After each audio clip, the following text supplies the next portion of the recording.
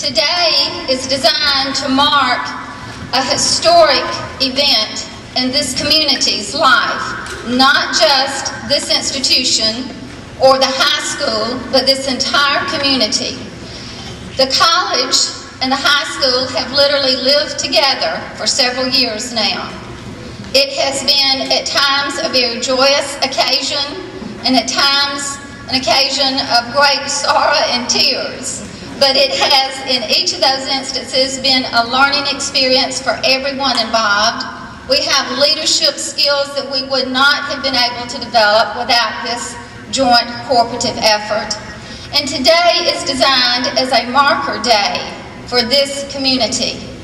It's not just these two institutions, as I said before, but the entire community has come together to support our institutions. We need to give thanks, not just to the other institutions as we typically think, but to this community. We have all been impacted. We are here today to celebrate our experiences together.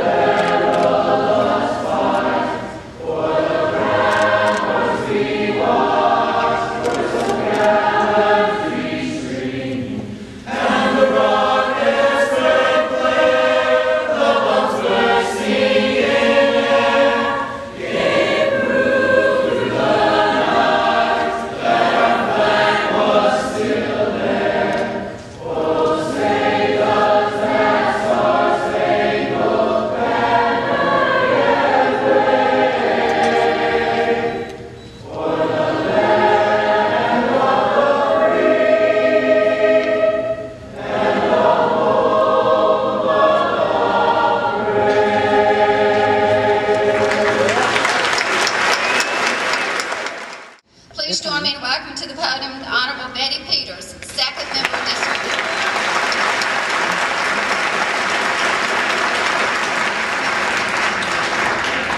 Thank you very much, Dr. Chandler, for inviting me here today. And as I look out and see the shades of blue and green and listen to the voices, I can't help but think back of where we came from and how much progress has been made, and the cooperation and harmony that has been exhibited by the two groups.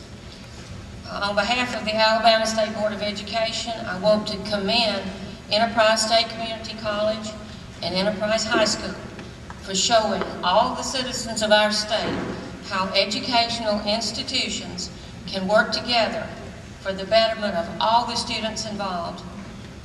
You have provided a very impressive model for all of Alabama to look at, to see how we can best use resources.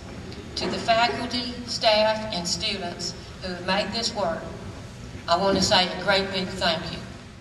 Board of Education, Mr. Russell Quattlebaum, Chair.